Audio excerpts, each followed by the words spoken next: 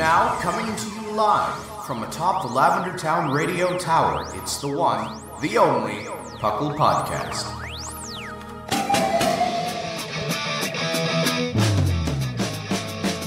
It's PoGo! PoGo! It's PoGo! PoGo! Pokemon Underground Champions League, oh yeah! PoGo! PoGo.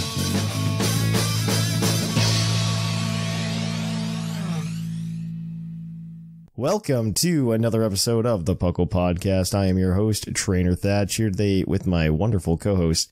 We've got the wonderful, as always, R Sigma. Hello! And we've got Sharkfinnigan. Hello! And we're here to talk Pokemon. Well, welcome to the Puckle Podcast. Puckle, of course, standing for the Pokemon Underground Champions League, a nonsensical name we came up with in 2007, where we talk everything Pokemon from the trading card game to the video game to everything in between. And yeah, we're just here to hang out, have a good time. I don't know if you guys been up to anything cool? I've got some stuff, yeah, but kind of. Yeah. I have a little. Yeah, go. I want to hear about you. So I'm just trying to find a VGC team as we're approaching the International Challenge season. Oh, it's didn't they announce like 3 of them already or no? They announced them for Japan. Isn't it the same thing for us? They are the same thing for us, but they haven't like officially announced them because the Blueberry prologue was last week. And yep. I'm surprised they didn't announce it directly following it, but I guess they wait for like after the setup raid events happening. So yep. like That's fair. We'll find out before this episode airs. Yeah. But I'm looking for a fun Psy Spam team because I'm a sucker for Iron Crown. I like Iron Crown a lot. You can do it. I mean, it's just like armor. You just run in DD and Iron Crown. You're fine. You're done. Oh, that's pretty much it. It's just the guys that go with it that you're one. Yeah. You have like absolute freedom for. Like I've tried versions with like Chi-Yu to lower their special defense down, and I actually really like this format. This format's actually a lot of fun. This format is like extremely high powered, but nothing is broken, and OU's dealing with the same thing, where everything is really strong, but nothing is overtly powerful that we need to do something about it, right? Exactly. Yeah. That's kind of where we're at. It was like, oh, you can bring it on Darkrai even in singles, and it's just it's fine. It's not broken. It's like, good. Even Incineroar feels like fine right now. It's weird. It's like Incineroar is back, and it's like, well, it's good. It's good. Not great. This gen did a lot of work to really, I don't want to say nerf Intimidate, but balance Intimidate. I mean, they've been doing it for like years now. It just finally like stepped in. It's like, the Clear Amulet just does, I think, the extra nail in the coffin. It's just used enough in VGC to give one. The inner focus buff too. Well, that was last gen. Was that last gen? Yeah, all those were last gen. But it's just like now really the Clear Amulet, I think, was just the extra step. Yeah. Clear Amulet plus Covert Cloak just kind of pushed it. Oh, yes, those two. Yeah, because both of those nerf Incineroar. Yep. Oh, and Terraghost. Terraghost is the third way. Yeah, Terraghost. Like you can just avoid Fake Out if you really need to. Mm-hmm. And it's kind of cool. Fluttermane is still like the best thing you can be doing, but honestly, that's fine because Fluttermane's still easy to take out. Yeah, Fluttermane's not even that bad. Like all you need is a physically offensive thing, and it will go down. It's just very good. Well, it's part of the reason that like Landorus Incarnate is very popular still because of that. Because it has no weakness against Fluttermane. You could just hit it with a Sludge Bomb, and you're just good. Yeah, like it's manageable, so it doesn't matter that it's like at what 60-ish%, 70% of the meta. Exactly. Who cares? You can take it down. It's not unfair. It's just really good. So, the format's like in a really nice place, and it's in a really good spot. It's in a really good spot. Mm-hmm. What about you, Shark? What have you been up to? Mostly on the single side, just kind of playing either Ranbats or doing Draft League. Mm-hmm. One league I'm doing right now is a Uber's Draft League. And this past week, I made some roster changes, and I picked up Mega Abomasnow because I was like, oh, this guy never gets used. Let me see how well he'll do, just because it just had a weird niche that it could be used to on my team. And that thing was I'm like, oh my gosh. Yeah, no, the snow buff helps a lot this gen. I was going to say, the defense buff for snow helps a lot of things. I think so. It was just like, just using that, I just kind of led with it and just was like, click Aurora Veil and just spam just a bunch of moves, and it picked up 2 KOs and just like was just a general nuisance for my opponent. I'm just like, sweet, this thing is a lot of fun. Yeah. I like what they did with snow. Mm-hmm. I wish we could have gotten Frostbite too, but I like what they did with snow.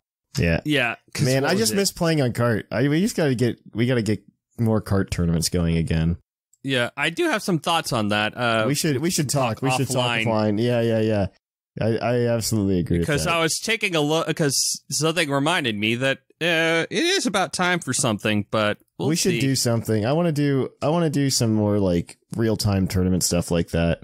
I think it'd be a lot of fun, even for TCG. I played a little bit of TCG this week. I didn't do a lot, honestly. Yeah, we'll probably do like a big tournament once the rotation hits, but yeah. I really enjoy, the format right now in TCG is very good still too, so. I am happy when I'm not playing against Compe.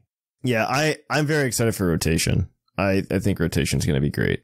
Just because it's going to, I'm very excited for VIP Pass to just disappear. I'm excited to be upset that Forest Sealstone is the most stupid card they've printed. Yeah. Yep. Instead of Battle VIP Pass. It's fine. It just means that next year, this time, we're going to be seeing a new mechanic that's going to replace V-Star, and it's fine. It's fine. It's really fine. It's fine. Yeah. Scarlet and Violet is surprisingly not. I'm looking forward to going into Scarlet Violet only. Unlike, V was a very powerful format. Yes, V was. Well, I think they do this all the time. Tag team into V was incredibly dumb. Well, tag team in general, I think, was a mistake, but I don't want to get into that. But yeah, tag team, because tag team's when I stopped playing, and it's just because everything became big basics again, and I don't think that's fun. It isn't, and they made some miserable cards in that set. Exactly. In those sets. Exactly. Like the first 2 sets were fine, and then after that, they just kind of they broke things, and we're still feeling it. But, absolutely. I mean, we felt it for years without having dragon cards printed because of what they broke. So, Yep. Yeah, they do that on purpose now. It's fine. But yeah, the only thing that, I did some non-Pokemon stuff. I ended my D&D campaign recently, so that was fun. Nice. I was actually really happy to end it as like the DM, because I was just like, oh man, because I 3D print like all of the monsters and the minis and stuff like that. And so like a lot of my 3D printing as of late has just been driven by like, okay, what's next? What's next session? And now I can just 3D print whatever I want. It's kind of freeing in that regard. So like I can just like print things and I don't have to worry about it, being used for next session. Nice. Which I'm very excited about. So I'm very, very, very excited about it. We'll see how it does. I mean, we're starting a new campaign in like a month, but this month off is actually very nice. It's very, very nice. Yeah, I know. Yeah, it was nice. We ended it. I'm happy that it's over, for so many reasons. And so I did that. And then unfortunately I had to like I don't want to call it an emergency business trip, but like a last minute business trip this week. So that slowed me down a lot on a lot of things this week. Yeah. That happens. It happens. I'm not upset about it. It was just, it happens. It's fine. It was all right. I did get a snow day at work yesterday, so that was nice. Yeah, the Northeast got hit hard. Yeah, I got a snow day, so like, unfortunately they taught us how to telework, so I still had to do some stuff. But that's the same thing. We had it was for us, Monday, Tuesday was kind of like the quote snow days, but Monday was a federal holiday, and it was just already cold, so before the snow hit for us, so literally it was like Sunday night into Monday, it snowed, but it was just that, diamond dust, super light stuff that I was going to say, but Texas doesn't have the infrastructure for that, so. Yeah, but we were prepared, and we had that, like, and it was already cold, so everything was set, so like literally it came down, and then it melted away by like the Monday afternoon. There were still some spots that ice stuck, but it wasn't like our typical ice storms that really shut things down. That's good. So that's good. People were able to go to work, but I didn't go out because I can telework. Yeah. Yeah. We were very fortunate. It wasn't that bad yesterday. I'm not exactly sure why we closed down. I think it was just that it really took until about noon for things to feel safe. Yeah. So at that point, like, who cares? Just shut it down. But even in the morning, I was like, oh, that's probably not that bad, you know? I did grow up in a much snowier region, though, more akin to Sigma. So... Yeah, I'm not even in the snow belt. I'm like right outside of it. So yeah, I used to get hit with the lake effect snow as a kid all the time. And so, I mean, I remember driving to school in like 12 inches of snow. I've only seen that once, and that was still a fluke. Yeah. Well, like, so there's two breeds of snow, okay? Mm-hmm. There's your regular system snow, which is really thick and wet and is like that's the stuff that sucks to shovel. Because, you know, you'll try to shovel it and it's just going to be heavy and it's going to suck. But then the lake effect snow, when you get it from the Great Lakes, is actually like super fluffy. And you could almost use like a leaf blower to blow it around. And so shoveling that is like nonsense. It's fine. Like 12 inches of lake effect snow will compact down to like an inch of actual like snow on the ground if you step on it. So it's not that bad. And that was mostly what we had when I was growing up, was a lot of lake effect snow, and it would dump a lot of lake effect snow on us. Yeah, I think that's generally what we got this time for this snow. I know we're typically get the other ones if we get it, you know. Yeah. This one was just like literally because there's a couple of lakes around the DFW area, and I got some of that snow. So yeah, where it's just really like literally it was about an eighth of an inch, quarter of an inch, and then like melted away. Yeah. But it was just still cold, and I think there's still ice. It's just been really cold for us. Colder than normal. For you guys, for sure, yeah.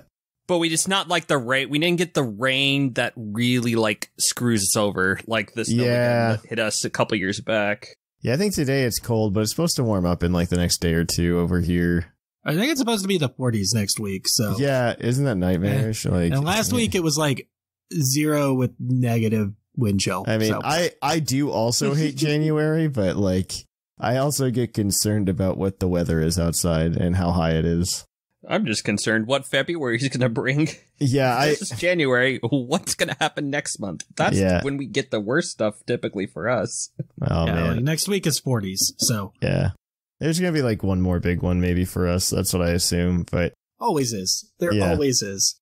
The worst is when you get it at like the end of March, but yeah, when they. I remember one year, this was a while ago though. I remember one year in April, like it was everything's like trending in spring direction, right? You know, everything's like mid 40s, high, low 50s. And then there was just like one day where the high was just randomly 19. Like I remember this day very, very, very like vividly. It was just 19 degrees. And I was like, what is happening? Yeah. The next day was fine again. Like the next day was mid 40s again. So I have no idea what happened. It always finds a way to be awful weather for the baseball opener here. Yeah. I believe that. We will get snow after the baseball opener. Like that's just how I believe that. Yeah. Oh man. Oh well. Well, this is a Pokemon podcast.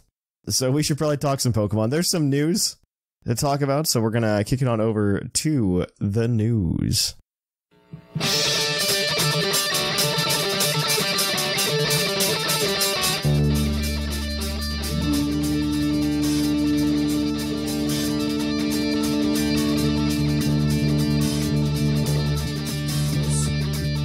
Live from the Lavender Town Radio Tower. This just in. And in the news, we've got a few things to talk about. First of all, in our Pokemon news, they appear to have started counting down to Pokemon Day, showing off the legends from each region, though we're not sure if they're actually doing it or trying to hype up Indigo Disc at the same time, and we're just going to skip Yveltal and Xerneas. Yeah, who knows? These are great questions. Yeah.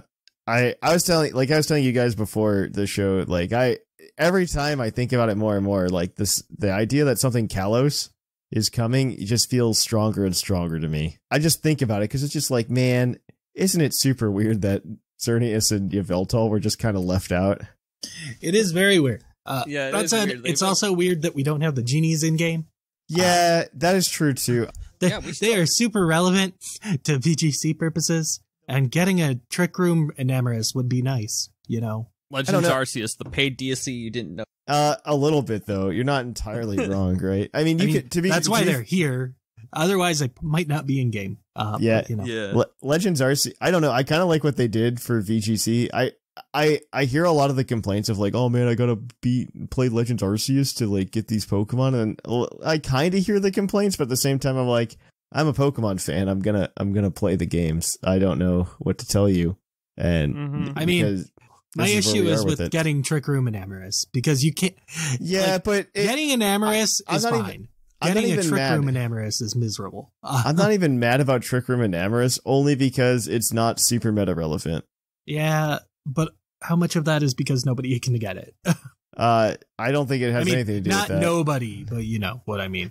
I don't think it has anything to do with that, in all honesty. I think it just has to do with the fact that it's not as good as people want it to be. Trick Room has historically struggled anyway. I don't think Trick Room's ever won Worlds. Like, I don't think a Trick Room. I'm not sure. I think it's always been like a combination if it has. Like, yes, yeah. Something like a Sun Room or something like that. Yeah.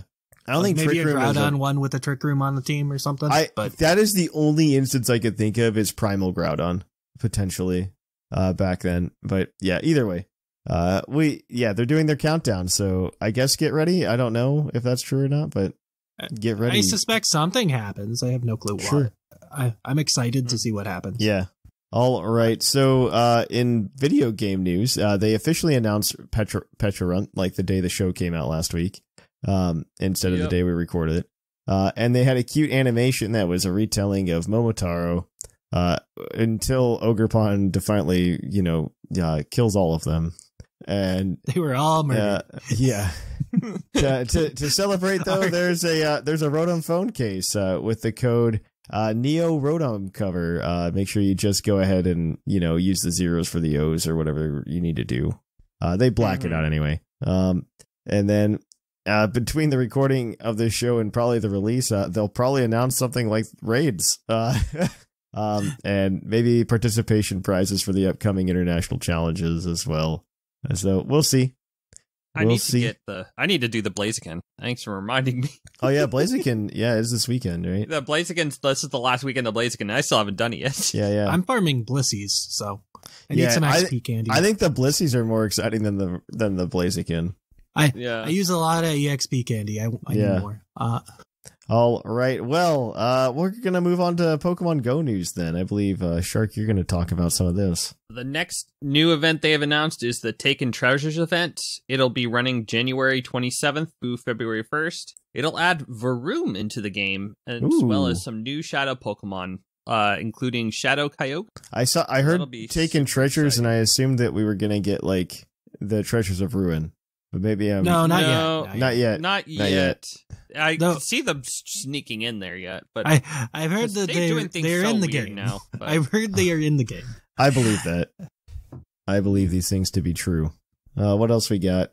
And then the in regards related to the Sinnoh Sinnoh Fest or whatever it's called. I don't. The Pokemon Day thing. Yeah. Oh, Sinnoh Tour. That's what it is. They've announced that they're going to give out a Shiny Shaman research, similar Masterworks, similar to what they did with the Mew and the... It's not timed. Celebi and it's not timed. No, it's not it sticks forever, but it probably will take you a year. No, that's fine. I kind of like the idea because... I think it's fine. I think taking a year for research for a Shiny Mythical is perfectly fine. Well, so like you think... I still haven't finished the Jirachi. I'm still on number 2 of Jirachi. I still need best friends. I'm just haven't gotten there yet. I like the idea because the way I play Pokemon Go is very bad in terms of like being a person that plays it. I mean, it's winter right now, so I don't think anyone's playing it. So I don't play during the winter. I don't play during the winter. Like from the months of essentially like November to March, I just don't play Pokemon Go. I turn it on enough to catch the new things to evolve them, and then I don't even do that. Back off. I don't even do that. Like I just won't turn it on until it gets warm enough for me to go outside and go do stuff. And but I do like the idea of having a research that lasts forever. I never did the tour stuff, but I do kind of like the idea of being able to go get like a research. You pay $5 and you get research that will last you like a year. That's what I want. Yeah. I mean, I've got the Shiny Mew one that they redid, and that's really nice. I kind of like having it so that you have some kind of goal that you're kind of working for. Yeah, it's a nice thing to just have in the background. Yeah. I'm skipping out on this one because I reset for a shiny Shaman and BDSP, so it's like, oh, I'm good. I don't need to put myself through it this year. That's Jirachi was miserable waiting for Kecleon to show up. I fear what they're going to do this time. Sure. That's kind of my fear too, because I still haven't even gotten that far. I've been having issues getting that 20-day heart streak at times, just because I believe that if I don't pick up the game, getting the sleep tracker has helped me, because at least as long as I open the game and connect it to my thing, I always will make sure not to forget to get the buddy thing. So yeah, one day, just one more day, and I'll finally get that one. Then I just need to finish grinding hearts on my Pokemon. That's fair. All right, well, let's move on to the TCG. Sigma's got this one. Nothing that much, but Paldean Fates releases this week. So yeah, that's like almost a set to worry about. It's a cool bling set. Though. There's a lot of good reprints in there too. Charizard I've heard is in there, like regular Charizard, not shiny Charizards. Oh yeah, well, like they reprint. Oh, they got wait. Is there a 6th version? I think it's just the same version with different letters at the bottom. Like it has the Paldean Fate set code down at the bottom and stuff. Okay, so it's not new art, because I'm just like you've already got the 3. I mean, you have one in the tin with the shiny. You have 4 from Obsidian Flames. There's 4 versions from Obsidian Flames, and I think there's 2 more from Paldean Fates, right? There's the promo. Oh, that's 7. Oh, there's an art rare in the set, and there's a tin with the shiny full art. Oh, I'm glad they put the shiny full art in a tin. They were smart about that. Yeah, I saw it in the TCG player email. It's like, here's what's worth buying, and you see the shiny Charizard tin at like $20 above retail. Yeah, like, right. Yeah. Don't get that one on the. Man, I'm still holding. Jeez. I accidentally bought, because it was in my between time of playing the TCG. I bought one of the ultra. What are they called? They're probably still Battle League decks.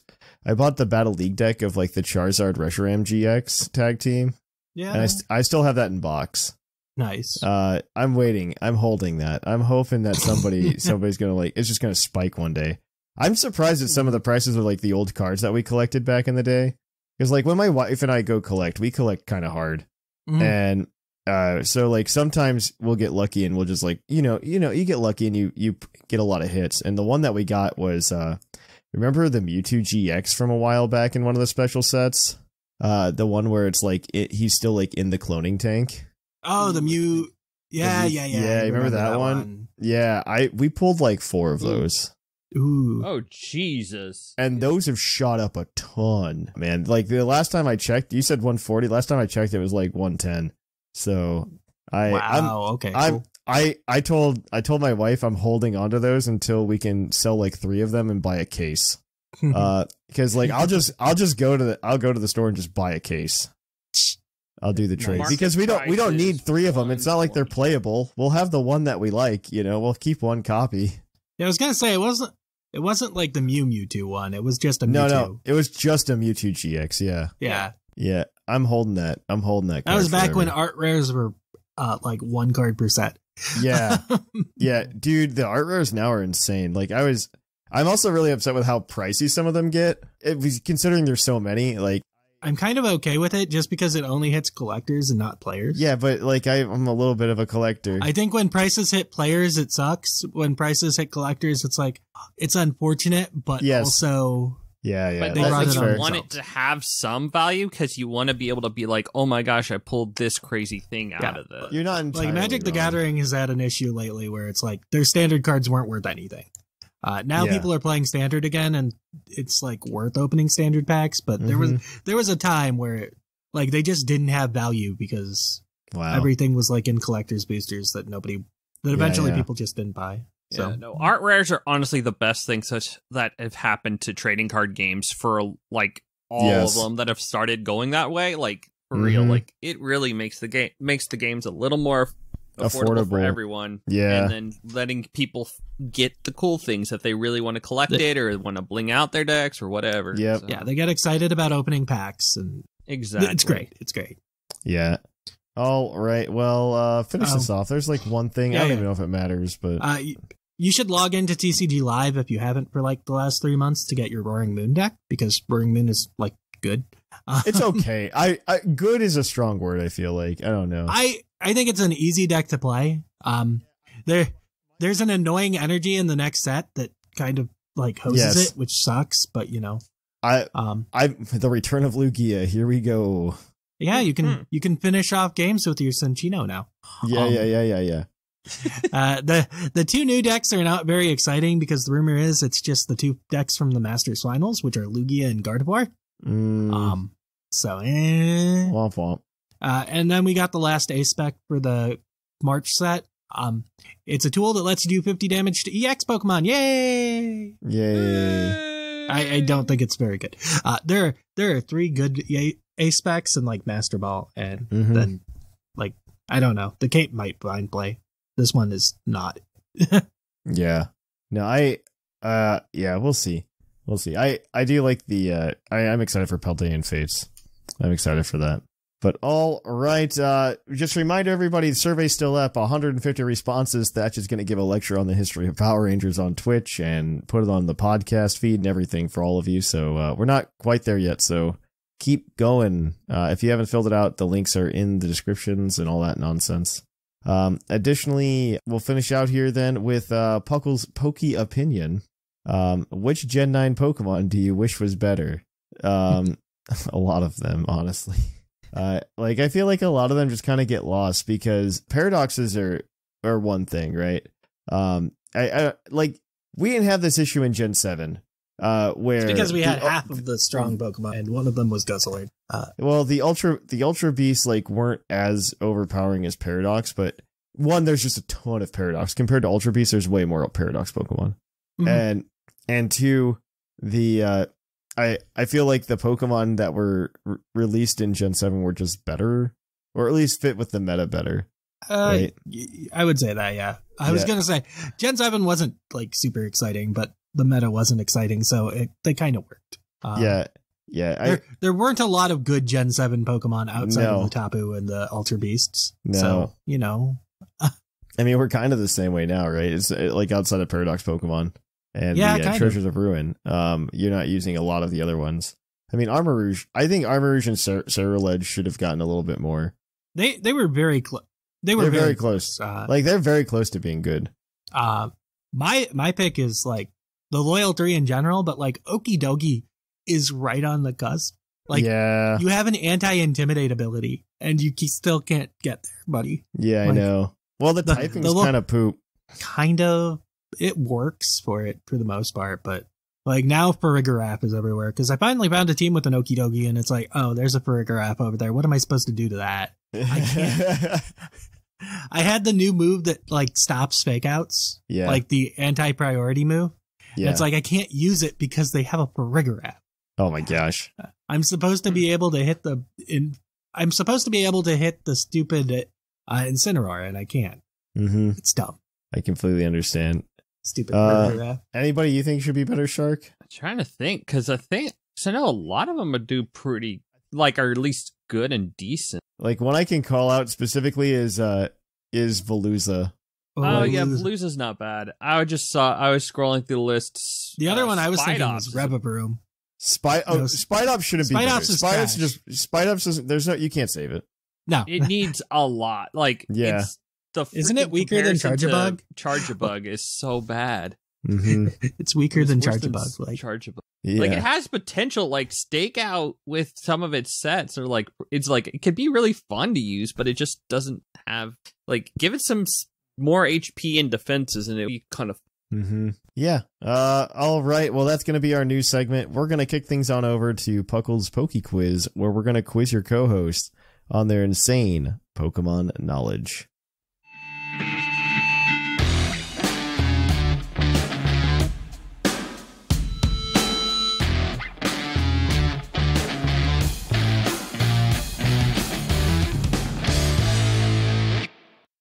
Oh hi, and welcome to the Poke Quiz, the part of the show where we quiz our co-hosts on their insane Pokemon knowledge. I'm Mark from the Dunsparce gang, here to explain the rules. Our fabulous co-hosts will work as a team to answer 5 Pokemon-themed trivia questions that fans have submitted on the Discord server. Each question is worth 1 point, with Pokedex and multiple answer questions worth more, for a total of 7 points. The host can use a free hint at any time. If they get all the answers correct and do not use the hint, they can cash it in for an 8th point. Welcome to the trivia segment. Thank you for that introduction, Mark. We're going to go ahead and get right on into it. Our first question, I believe, comes from Liger. What evolution stone affects the least amount of Pokemon? I'm assuming it means actual stones and not like items.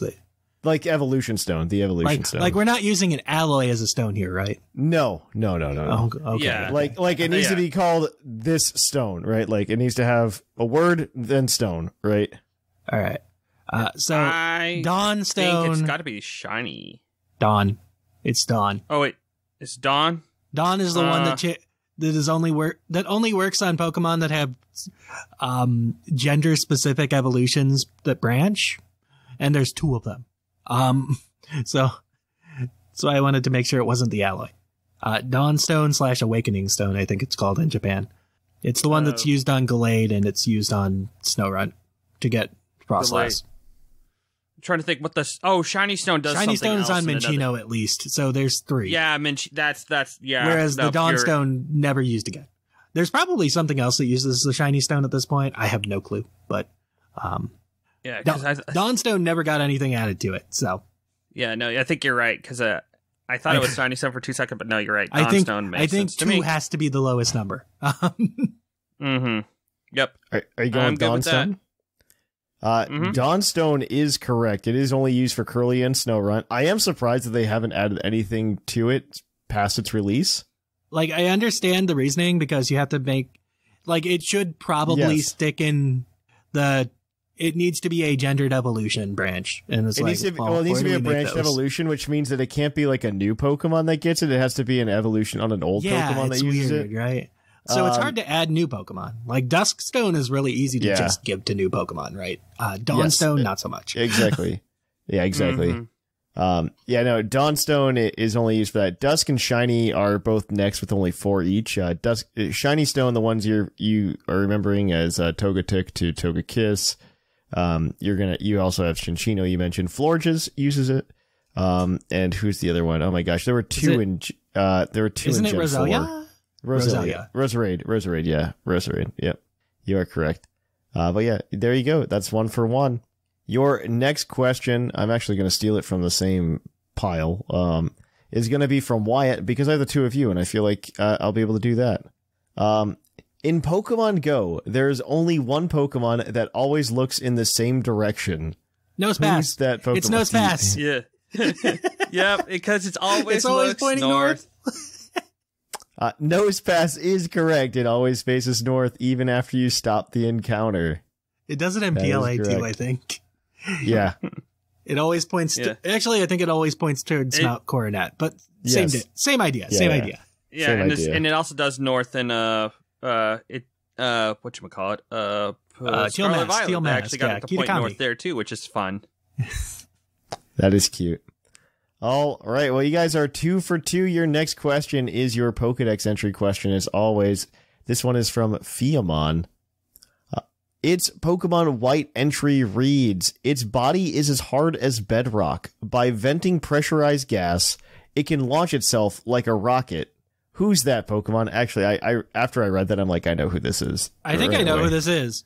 I think it's Pupitar. You know who it is. I think it's Pupitar. I think I've read this exact entry on this show multiple times. I may have been looking at Dex entries for Pokemon that are pseudo legends that aren't dragons recently. So yes. I think it's Pupitar. I'm good with that. Pupitar is correct. It is Pupitar. That is 2 points added on there. So that's 4 for 3. Yes, it is Pupitar. Its Pokemon Y entry reads, its shell is as hard as a sheetrock, and it's also very strong. Its thrashing can topple a mountain. But yeah, as soon as I heard it was a pressurized gas, I'm like, that's Pupitar. That's Pupitar. That is what Pupitar's entry is. The voice in my head is like, that's Pupitar. Yeah, that's Pupitar. Yeah, that's Pupitar. I think that's Pupitar.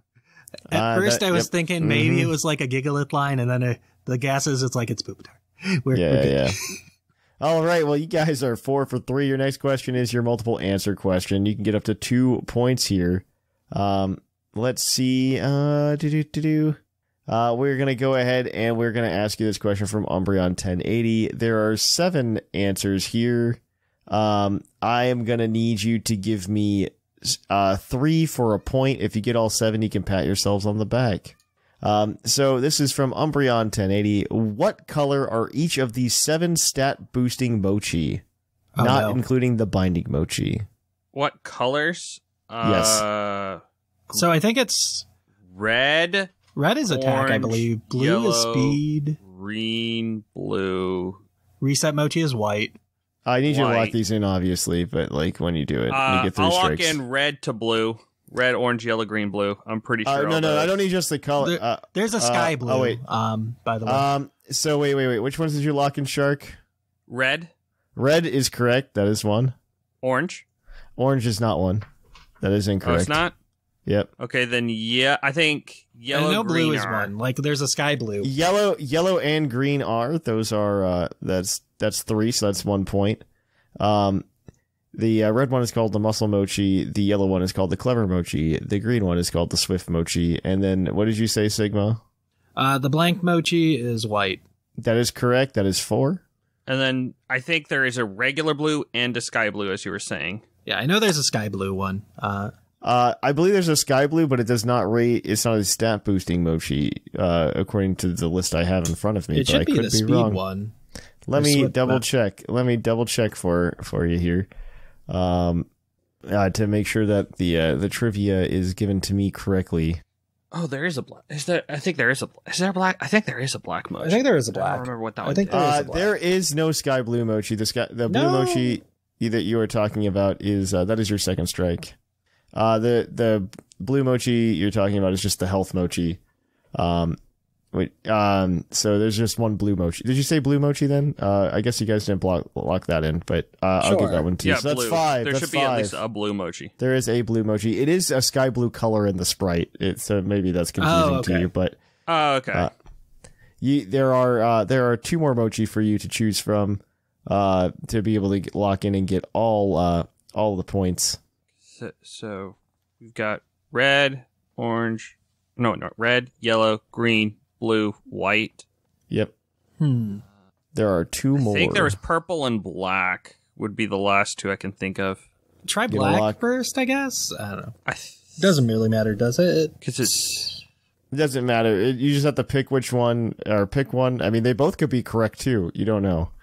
This is true. Let's go. Let's do black first because black is correct, and black. that gives you a 6. So that's the whole. That's both points. And then purple is the 7th. So you can pat yourself on the back. Yep. There we go. So you are good there. Yes. The blue one is the health mochi, which gives you 10 HP EVs. The red one is the muscle mochi, which is for attack. The black one is the resist mochi for defense. The purple one is the genius mochi for special attack. The yellow one is the clever mochi for special defense. The green one is the swift mochi for speed. And the white one is the fresh start mochi, which resets all of the EVs. Ayo. There we go. All right.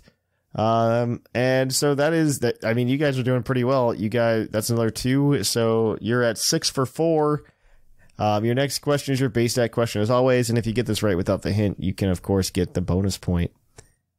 So this one is I think this is also from Liger. Which you guys need to go give Liger some more trivia. We're going to go ahead and give you this one. This is going to be, what Paradox Pokemon has the highest base attack?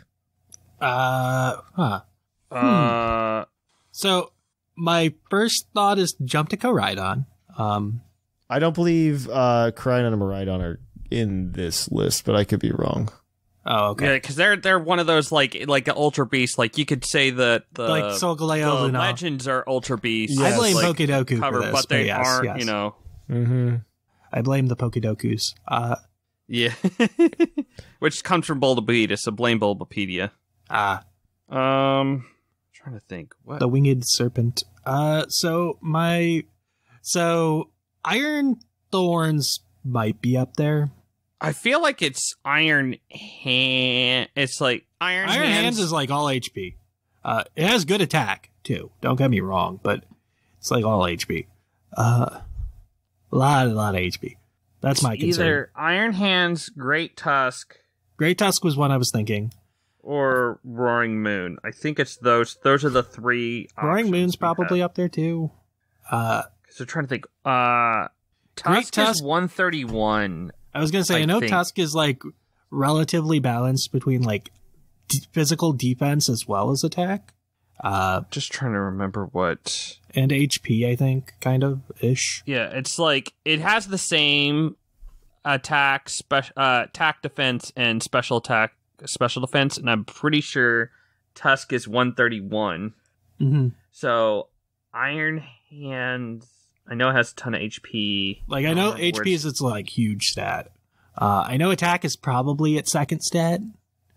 Attack and defense, it has like 100 something defense too. Yeah, but I'm trying to remember what this attack is. But no, if it's not that, then it's Roaring Moon. Let's think about Moon for a second here, because Roaring Moon, I know, speed. It has a really good speed stat, and you have to not invest fully into a jolly version of it to make sure that you get a speed boost on your booster energy. So its attack has to be pretty high. I think it has to be. I wouldn't be surprised if it was Roaring Moon. I think it I would just because it has more stats than the rest of them. Let's think about it this way: Tusk, we know, has three good stats, right? Mm-hmm. That are above 100. Like I think Roaring Moon does not have. Iron Hands has 3 good stats over 100.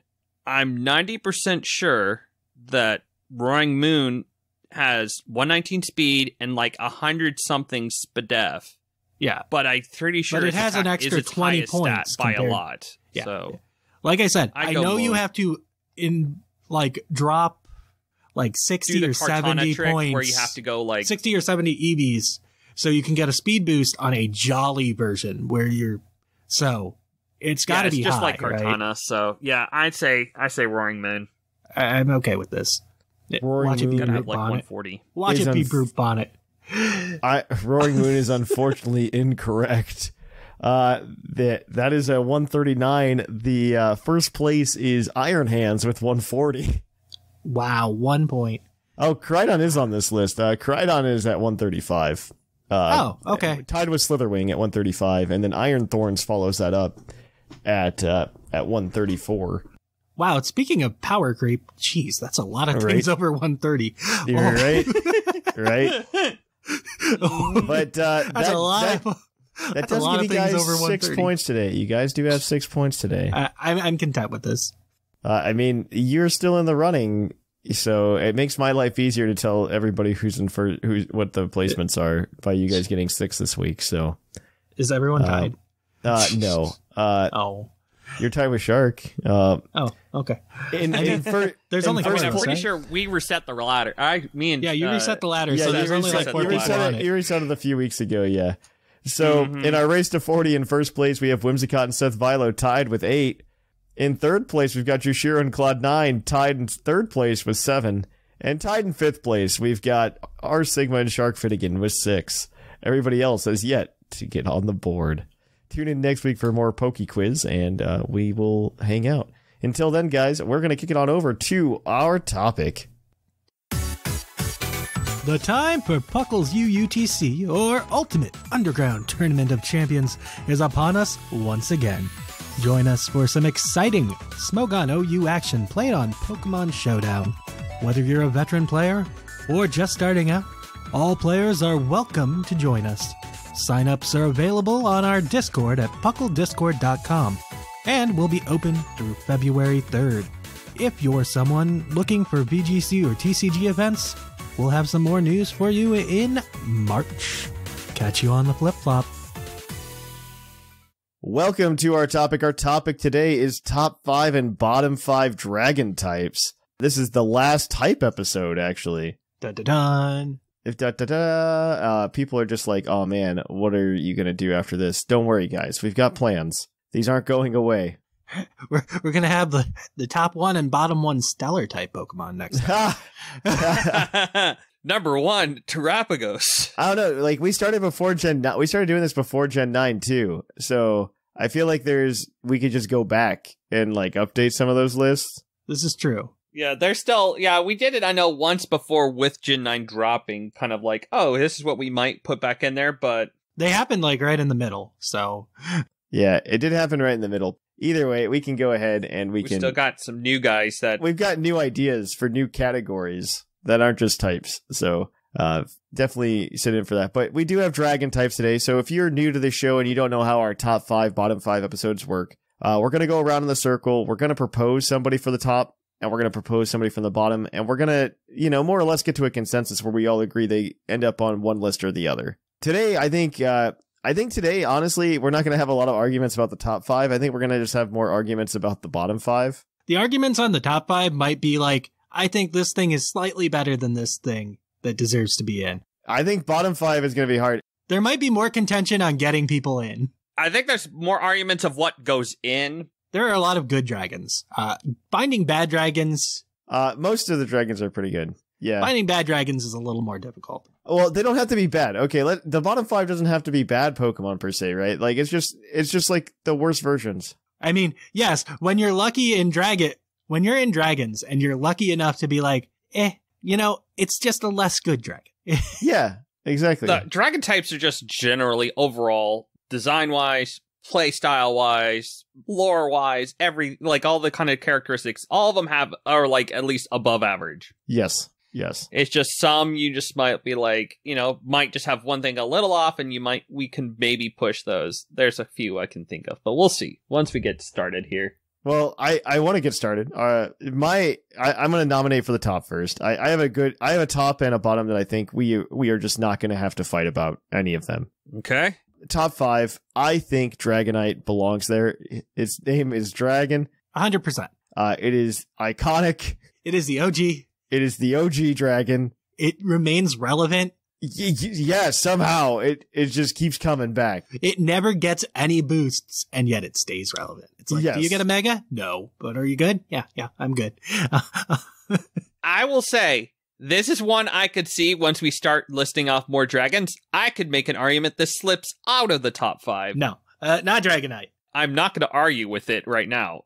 Not Dragonite. Not Dragonite, but if we're talking about something else, I can agree with you. I think Dragonite... I would think I could see Dragonite slipping out for me. Not Dragonite. I'm not gonna say no, it doesn't deserve to be top 5, because it does. It really does. It's Dragonite. It belongs there. Now, bottom 5 is very easy for me, I think. Like, one member of the bottom 5 is very easy for me. There are 2 members for me.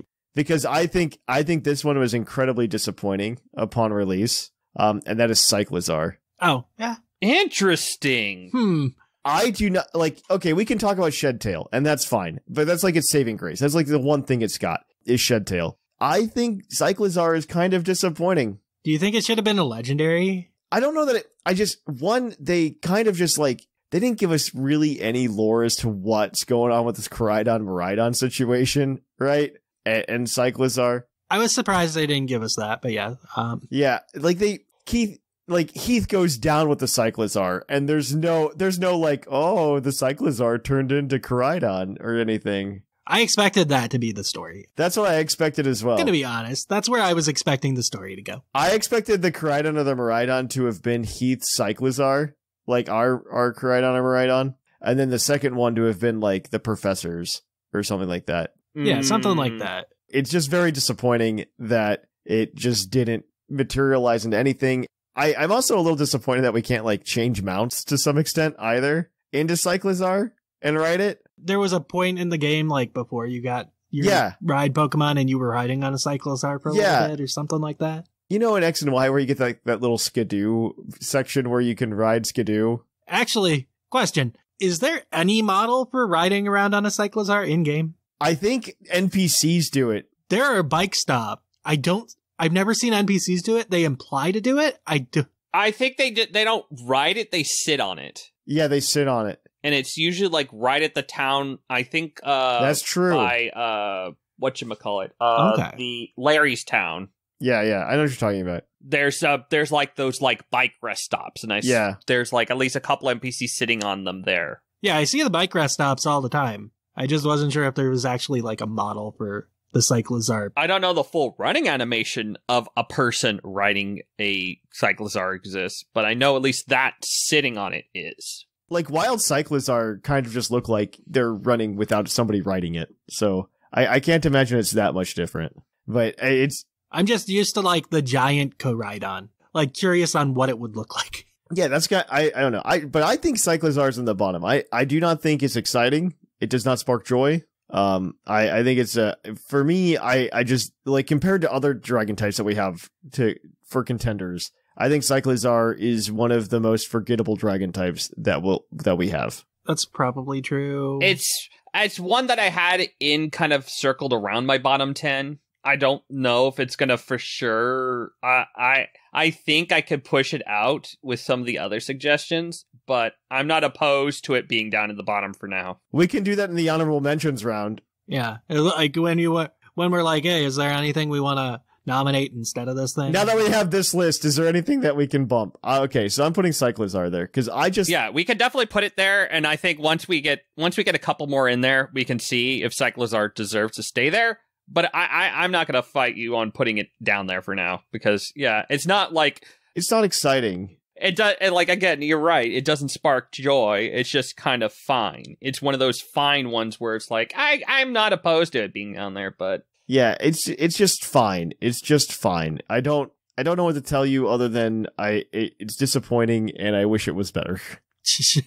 That's kind of just how I feel about it. It's just disappointing and I wish it were just a better Pokemon. All right. Well, who wants to go next? You or Sigma? Shark or Sigma? Who wants to go? I'm going to nominate a bottom one first because I think it's easier. Okay. It's actually a repeat because it was on the bottom of the fire list where it deserved. Is it Turtonator? But I think it's bad here too. It's bad enough to be on all of them because it's Turtonator. It's such a disappointment. I like Turtonator though, but I kind of like Turtonator and I don't think it deserved the hate it got in the fire list. But I also think in terms of dragon types, like, as a dragon, it's worse. Like, it's more of a fire Pokemon than a dragon Pokemon. No, I think it deserves to be in this bottom 5 more than the fire type bottom 5. I think you're probably right. Like, I do agree with that. I think fire was just trying to reach for something, and I'm surprised at the Pokemon we nominated first here. I think there's some way worse dragons than these two, than Cyclizar and Turtonator. I think I have a lot worse options here, so I can't wait to get mine then. I'm excited to see what your options are for this. Yeah. I think Turtonator is pretty bad. Like, Turtonator's pretty bad. But I don't think it's terrible. When I'm thinking of the worst, there's this guy and another guy. But Turtonator's pretty bad. What were we gonna say about a shark? I mean, I think it's meh. It's like meh, which I think is kind of what makes the bottom 5 list this time. Is just something being meh. I like it though. I really like Turtonator. I think it's kind of cool. Just like its design, little spiky shell, the fire. But I mean, we don't have to put it there if you're not okay with it. We don't have to put it there. I want to throw in a couple more suggestions first, and then I'll bump it out. I want to justify it out. Okay, I'm gonna put it off to the side. I'll keep it there for now, but I think there's some that I can bump in. Okay. For the top, I'm gonna go with another easy ball. It's the Pokemon that we used for years to judge what a good Pokemon was. Garchomp. Actually, like that. I mean, I don't know how much I'm like. Yeah, Garchomp's like a good dragon type. I mean, it doesn't get Dragon Dance if that's what you're. No. But like, no, because like, I don't know if because I agree with you. I'm not saying I don't agree with you, but I don't know if it's. Garchomp and Latios are what we determined what makes a good Pokemon for like years. It's like, are you as good as Garchomp? No. Yeah, I just don't know if I'm doing it because of like my rose-colored glasses or not, right? And the Gen 4 OU meta. And it's still fine. It's still a decent Pokemon. But like it's right up there with Dragonite for me as being like one of. It did define speed tiers for the longest time. Like Garchomp did define speed tiers. It's like, are you faster than Garchomp? No? Okay, well, you're probably slow. Yeah, and just emphasizing this is. And the typing is good. The typing has been great for ages. Typing's great, everything. And just the fact that it is the signature Pokemon of one of the hardest trainers in all of Pokemon. You're correct. You're correct. To me, I would say Garchomp deserves to be on more on this list than Dragonite. I don't entirely disagree with you. I think they deserve to be there for different reasons and equally so. But Garchomp is for sure top 5. Yeah, they're both the top dragons to me. Like they are the easy picks. Yeah, those are the 2 easy ones. Okay, yeah, put Garchomp there. Yeah, okay. It's harder to argue for something like Baxcalibur if someone wants to try to do that, but like Garchomp's been here forever. I have thoughts on Baxcalibur later.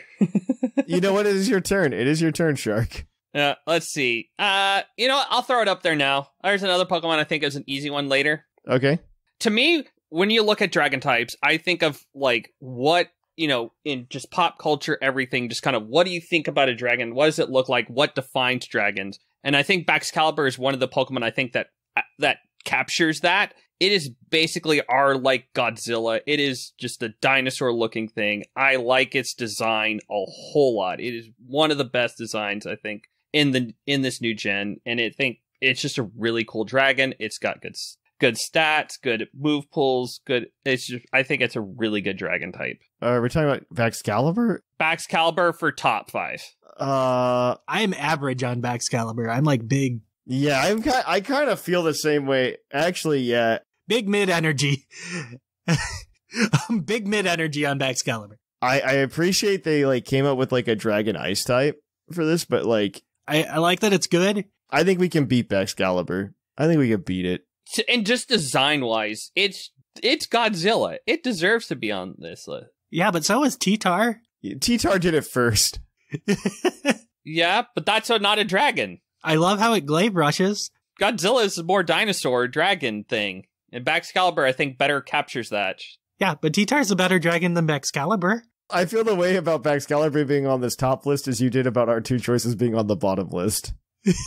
Like, I'm like, we can definitely do better. I think we can definitely do better. I like Baxcalibur. I think it deserves to be on the top. I can understand people liking Baxcalibur. For me, it's mid. It is literally just a dragon, without wings. Baxcalibur's in the middle of the pack for me. He is definitely in the middle of the pack. I'm gonna veto you, Shark. I'm gonna veto you on this one, I think. What do you got for bottom, though? I'm excited for your bottom list because I think this is the harder part, in all honesty. It is. It is a challenge. The first obvious one that I think has to be here. I don't know why it was created. Well, actually, I kind of do, but I don't. It did not do it well. Okay. Dialga Origin Form. Okay. It has to be on the bottom of the list. The Origin Forms are awkward. Like, both of them are awkward. Both of them are awkward. I can make an argument. Both. Giratina's is fine. No, Giratina's fine. Giratina's mid. Palkia is weird. But the Dialga and Palkia's both I could argue bottom, but Dialga's is just worse. No, I agree with you. It is the worst one of them. It looks like he has bell bottoms on his front legs. And it looks like it's choking on something like an 8, I don't know. I'm going to be honest. I was going to go for a curveball at the end and put ADP in general as one of the worst for all the horrible things they did. I'm not opposed to that either. Because it's just like all 3 of them could like Arceus gets the honorable mention. Like they were all awful. They did horrible things in the TCG. Their forms look ugly in the video games. Like I feel bad. I think Origin Form Dialga can take a slot. I don't see why it couldn't. For sure, that one. And just because, like, what does it gain by being an Origin Form? It gains, like, Spadef. It doesn't get anything. It doesn't get anything useful out of it. Like, Palkia gets a little bit of speed, doesn't it? Like, no, it gets... Because, let me see. No, here. Palkia gets speed. Dialga does not. Yeah, that's why Palkia could get by off the list, but Dialga's literally changes 20 attack for 20 Spadef. That's it. Why? You know what you could do? Run Assault Vest. Just do something better. Like, just be good. Do something better. Its ability is still the same as, like, at least with Giratina, you get Levitate. Mm-hmm. And that makes it, like, usable with the Origin Form. Dialga Palkia? Not really. But Dialga for sure. Dialga Origin. Clearly the worst dragon, in my opinion. Yeah, sure. The Origin Forms in general... I don't have good fights against it. The way I feel about Origin Form Palkia and Origin Form Dialga is, like the biblical descriptions of angels? Yeah, no, you're not wrong.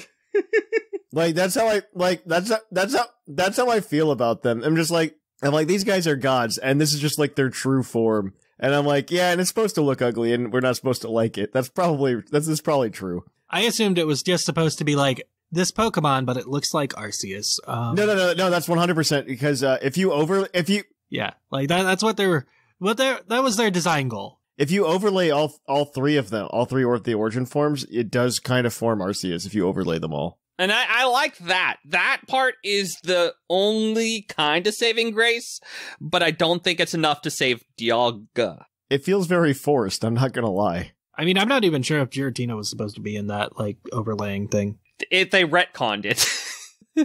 They retconned it to make it work. No, they definitely retconned it. Like, it was not originally the thing, but they're just like, oh, Giratina kind of looks like this. It's like, well, if we make Giratina work, how can we make Dialga and Palkia really put it all together? And thus we get the abominations they are. So yeah, that's my bottom. I'm okay. That one's getting added in. I hard agree with that one, actually.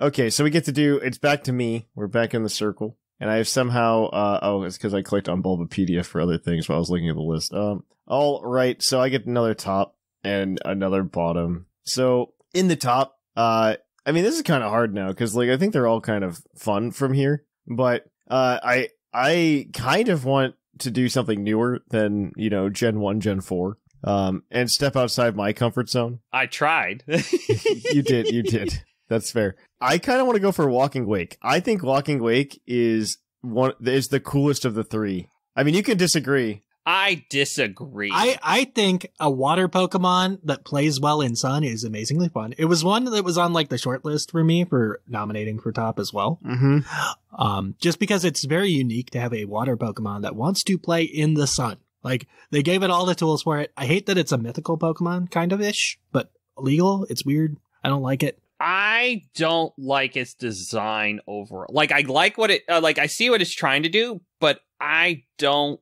like it as just a dragon type. It doesn't it doesn't quite get it. And I like Gouging Fire of that trio better. I like Gouging Fire's design better. I might put an argument for that one, but I don't feel Walking Wake over in the top 5. Is there one of those? I think Walking Wake is the best one of the three.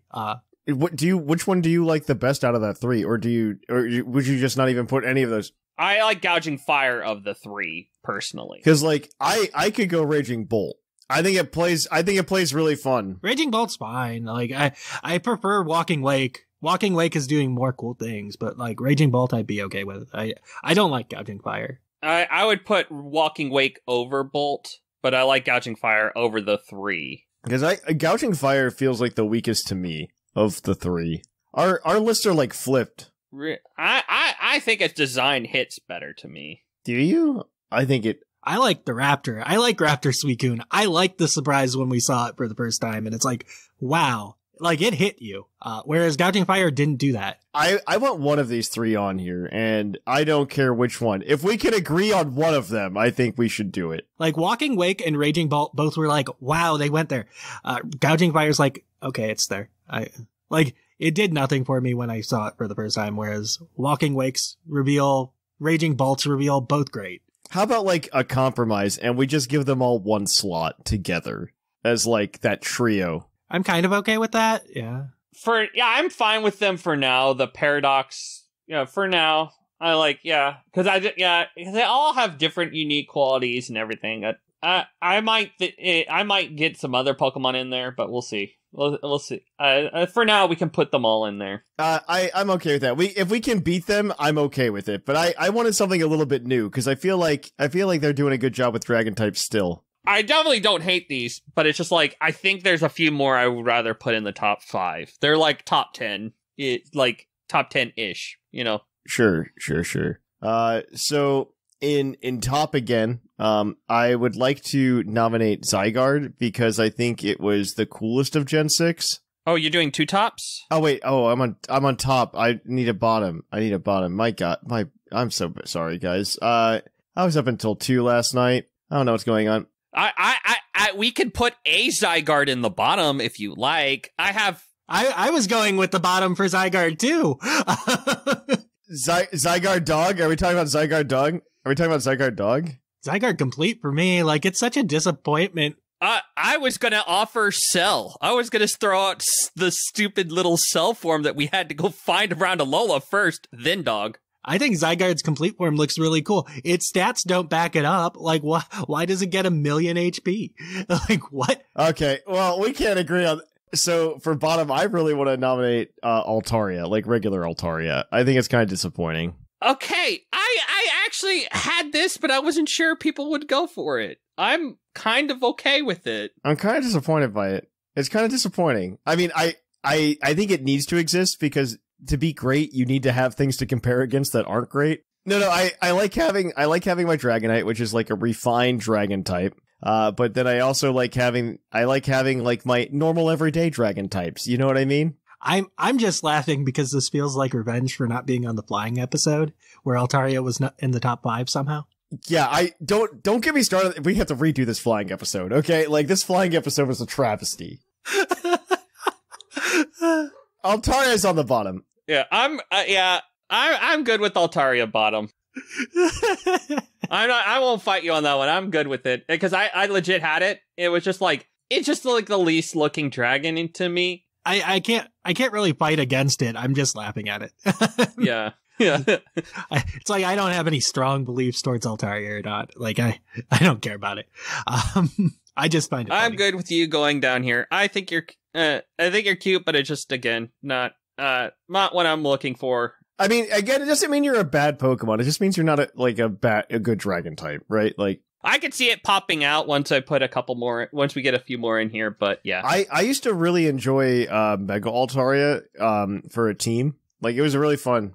It was a lot of fun. Captain Fluff. I liked its little captain hat. It was adorable. But all right, who's next? I think it's Sigma. Sigma, go. You said you liked nominating newer Pokemon. I think there's a slot for like maybe Dragapult or Hydreigon, and I think Dragapult's cooler. Dragapult has more going for it, I think. I like 1, 2, but we already have like 2 that are just like, well, we have one that was like, I was the meta definer. And the honest answer is that Garchomp was the OG for that. I mean, I just like Dragapult's design of shooting little kids out of its head. I definitely think one of those 2 can get up there. I like its jet plane design.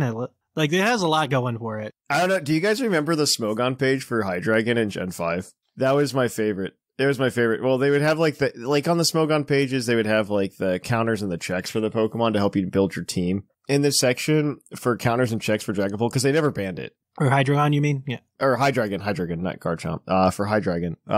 They had a section, or the counter section just said there are no counters, and then it just moved on. Now they actually put stuff, but there's a reason a fairy type exists. No. They specifically wrote there are no counters to Hydreigon. There's a reason there's a Gen 6 art piece of a Sylveon going against a Hydreigon that they used for I do remember. I love that art piece. That is my favorite art piece. It is a really good art piece. There's a reason fairy type existed in Gen 6. Thanks, Hydreigon. No, and it was 100% Hydreigon. Who is the other one? Dragapult? I kind of think Dragapult's a better option than... That's where I was. It's like, I like its design a lot more. Yeah, I think so. I think design-wise, Hydreigon, I think is better, but I think Dragapult overall, the fact is it's still consistent. Like, they're very similar Pokemon, so I don't feel comfortable with both of them on the list. Yes, no, they're the same. I think Dragapult... I don't hate Dragapult as much as I hate Hydreigon. The memory of Hydreigon in Gen 5 is... Yeah, like, Hydreigon feels like it overlaps more with Dragonite than... Yeah, I think Dragapult, because also the ghost typing is really cool. I'm okay with putting it on the top. Are we okay with that for right now? We're going to put Dragapult. Okay, you got a bottom though, Sigma? You know what? It might be time. Oh, there's so many of them though. The unnecessary Mega Dragons. Oh, I was wondering if we were going to bring one of these guys in there. It's between, well, I don't know if it's the ones you're thinking about because Mega Garchomp is like the worst offender to me in that it didn't need to exist, and I don't know. That's a good point. I didn't think about that. That's a good point, though. I think one Mega deserves to be in the bottom, and I think it's between... Like, Mega Latias and Latios are also, like, pretty low on the list for me, but you got to ride on them, so they get a little bump. Whereas Mega Garchomp just never felt good. Man, I've been thinking about Mega Ampharos, okay? I like Ampharos. I think that's luscious hair. And it's also like, it's based on it's a pun on its name in Japanese. Its name is Denryu, which is dragon, right? Oh, that's fair. That's why it's a dragon type, is because it was a pun in Japan. So I let it slide, but Mega Garchomp is what I'm nominating. Mega Garchomp is pretty bad. It just never felt good to use. They somehow made a Mega that was worse than the actual Pokemon. Yeah, and I think that's the reason why it deserves to be bottom. Like Dragonite never got a Mega. Garchomp would have been fine if it never got a Mega. No, Garchomp might as well not have a Mega. Like, I've seen people use Mega Garchomp like once or twice in the past, but not that often, because it just requires so much setup. Like Mega T-Tar always felt redundant, but at least like there was kind of a reason to run it. Whereas Mega Garchomp just like always, like, you have a better item, find it. Yeah, well, it's just that speed cut. I think with the Scale Shot makes it usable, but it never had Scale Shot as a Mega. It never had Scale Shot. Like, that's a Nat Dex thing.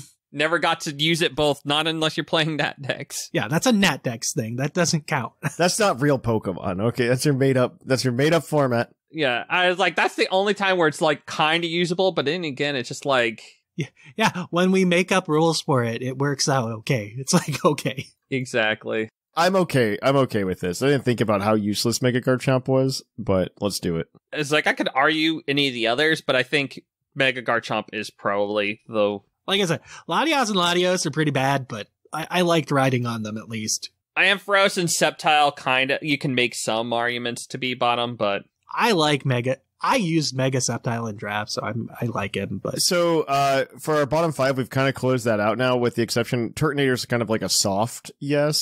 Mm-hmm. So we can still nominate and try to bump out Turtonator, right? So like Turtonator's the bar. That's where we are.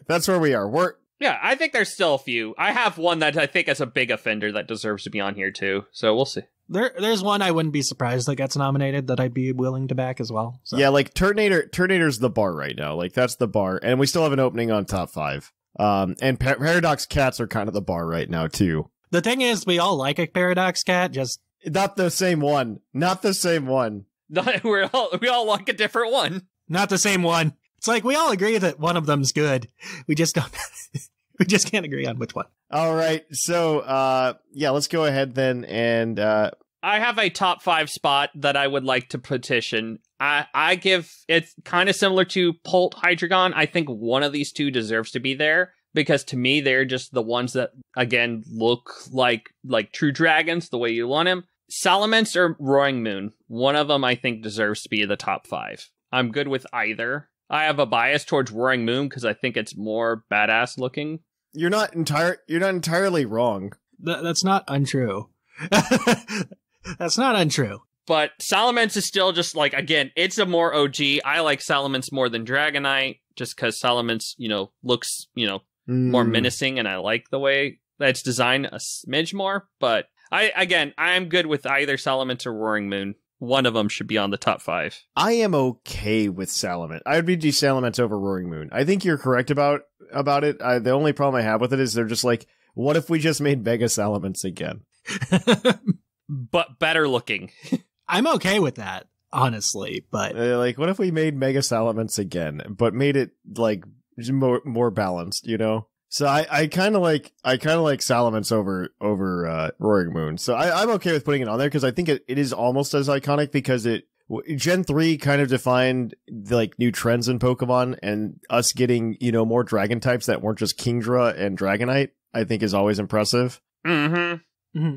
And I know the Flygon fans are going to just like hate us for that, but I think Salamence is better than Flygon in this regard. I mean, we put Flygon on the ground list, right? I hope. Yeah, we did. Yeah.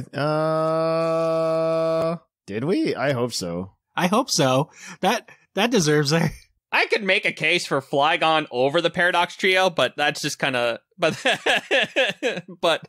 we did not. We did not put Flygon on the ground list. I feel bad about that now. Oh, how'd that happen? Ooh, Flygon's really cool. There's a chance for Flygon to come back. We still haven't finished yet. We still have time. I don't know if Flygon beats Paradox Cats. It's okay. But I think Salamence can go there. Do you have a bottom thing to try to upset Turtonator? Yes. here we go. Another dragon that is not really a dragon, but for some reason gets the dragon type. Ultra Necrozma. I think Ultra Necrozma is a cool idea, and it's a fine Pokemon. Good concept, poor execution, but like... Yeah, I dislike that it's locked away forever from us. Yeah, and it's just like, again, just design wise, it's like, it doesn't just scream dragon. I'm fine with like Ultra Necrozma or even some of these other Ultra Beasts. I'm fine with sneaking into the bottom. The Ultra Beast I would do over Turtonator is Guzzlord. Guzzlord's pretty bad. It is the worst Ultra Beast, I think, definitively. I think it's pretty much, yeah. I think definitively you can just say it's the worst. I think Guzzlord could beat Turtonator for me. Like, Guzzlord is worse than Turtonator. Yeah, I'm fine putting Guzzlord. I basically Ultra Necrozma and Guzzlord as like kind of slots I wanted to put in the. Let's do Guzzlord. I think Guzzlord should do it. Like, or we should all be okay with like Guzzlord over Turtonator. I'm okay with Guzzlord. Guzzlord's pretty bad.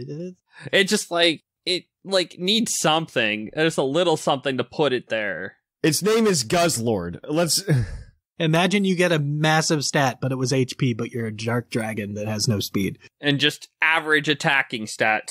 Gen 7 stat blocks make 0 sense. No Gen 7 stat block has made sense to me, with the exception of like Tapu Koko. Basically, it's either slow or just weirdly distributed. Yes, exactly. In weird numbers. That's all the Ultras. Well, the Ultras did that on purpose. All the base stats are prime numbers. Mm-hmm. All right. I guess it's back to me. We have full list. We have full lists. It's just do we want to sneak something in there that we missed? So in my opinion, bottom 5 is perfect. Like, it's chef's kiss. The only thing I would mention for bottom 5 is Dredagon, just because it's always been boring to me.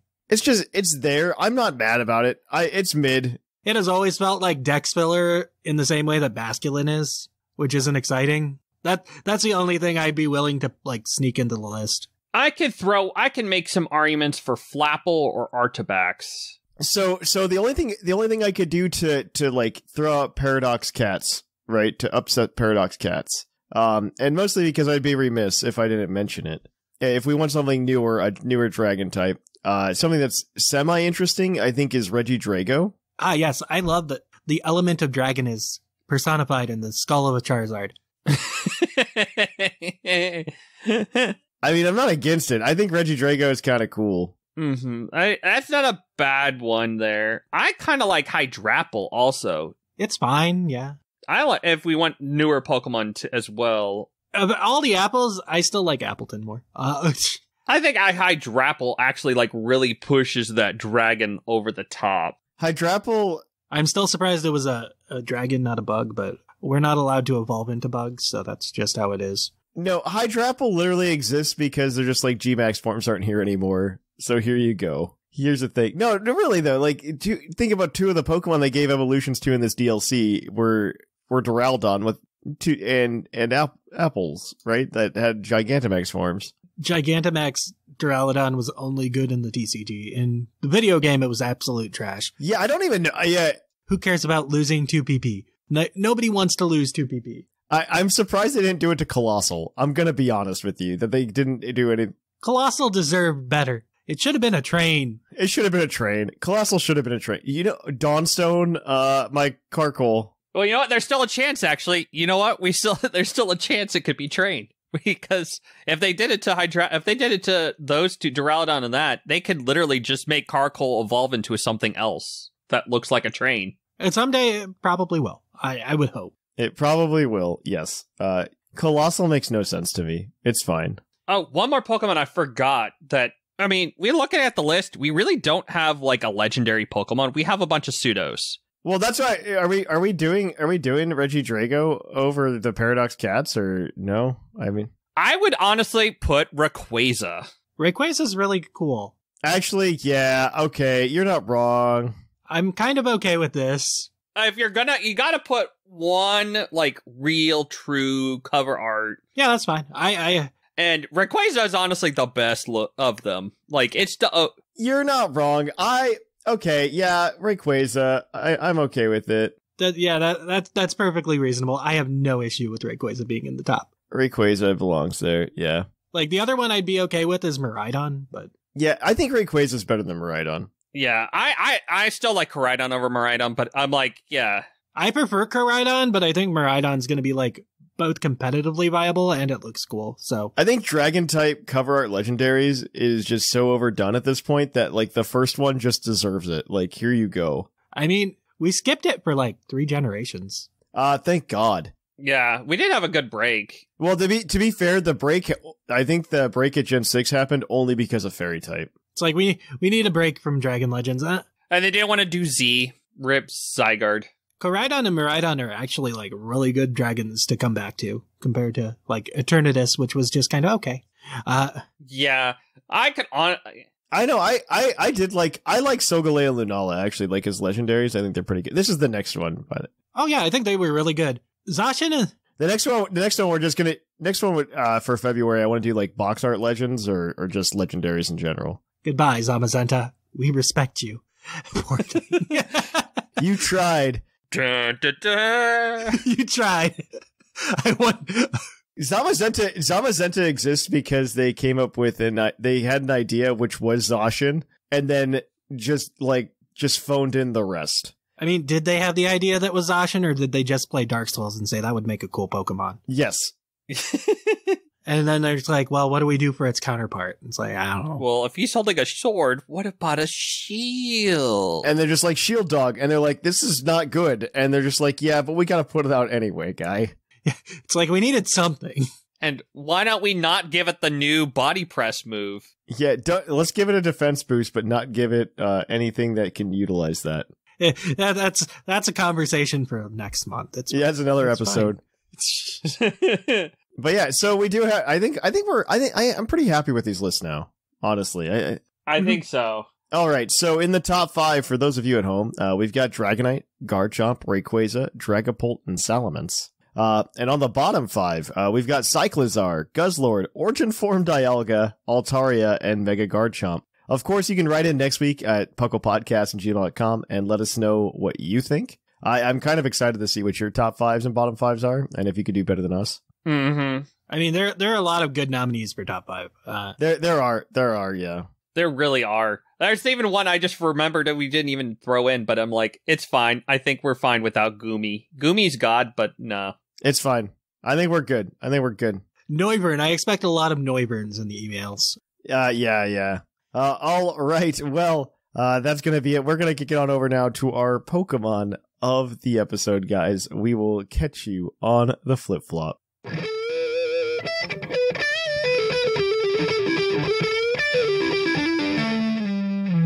of the episode. And welcome to our Pokemon of the episode. Our Pokemon of the episode this week is National Dex number 1009, Walking Wake, the Paradox Pokemon. This ferocious creature is shrouded in mystery. It's named after an aquatic monster mentioned in an old expedition journal. Ooh, Walking Wake is a dragon type. Rawr. In case nobody knew, it's a dragon type, but it's also a paradox Pokemon. It's also a past paradox Pokemon. I don't know if I should call them past, but ancient. Ancient, like the TCG. That's a good idea. It's got the ability Photosynthesis, which means that in the sun it just gets a 30% boost to its attack. It depends on if it's attack or speed. Speed gets a 50%. Every other stat gets 30%. So yes. But yeah, it gets when it's in harsh sunlight or holds a booster energy, its highest stat, other than HP, it gets increased by 30% or 50% if it is speed. It is easy to manipulate on if you get special attack or speed on this Pokemon. It really is. Yeah, it's like 99 HP, 83 attack, 91 defense, 125 special attack, 83 special defense, 109 speed. Like, that's pretty decent, actually. Yeah, no, it has a good speed stat. It has good special attack stat. You can figure out which boost you want. Yeah. Yep, and it's basically if you generally run this like max speed and you invest almost all the way in special attack. You either go if you want the all speed special boost, if you want to hit harder and boost special attack in Sun, or you pull it down just a smidge and get it 1 stat point lower than max speed, and therefore you can get plus speed. So you're basically running a Scarf. It is literally at level 100. It is 1 point higher in special attack. You barely have to scrape anything off of that. Level 50 is the same way. Yeah, you just have to. It's literally just. It's very easy to pick which one you're doing. I also one really of the easiest to do that with. So I also really like that with the signature move, they found a way for it to be an ancient paradox Pokemon that gets a boost in the Sun as a water type and still be able to use a water type move. A water Pokemon that goes on a Sun team is really scary. Yeah, Hydro Steam is the signature move of Walking Wake, and Hydro Steam, if used under harsh sunlight, receives a 50% damage boost, instead of a 50% damage reduction, which is insane. And it's base 80, so it's not like terribly strong, but you're talking 120 in Sun plus probably an extra 30% on special attack.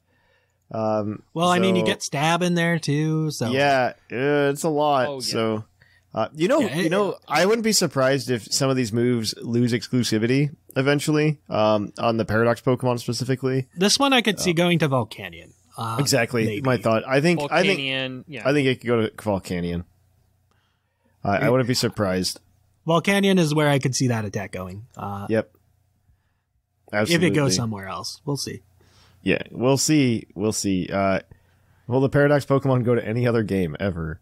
After Scarlet and Violet, right? I don't know. Does that game have Tapu Koko? Because that's probably how you get the answer.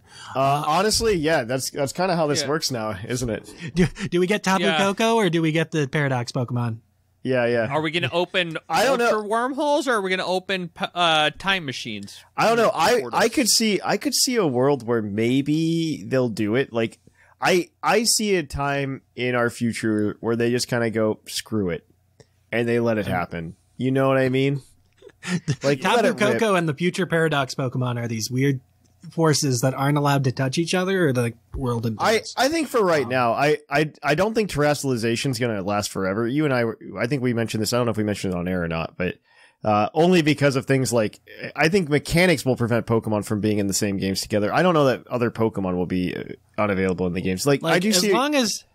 As long as terrestrialization is in the game, like Shedinja's not allowed. Yeah, Shedinja no longer can be in the game, right? Like it just can't be. That is really just a rule that exists. I do see a world in which if they could just completely nerf Shedinja, and they could be like, they could add like a caveat to Wonder Guard where it says if you terrestrialize, this ability does nothing, right?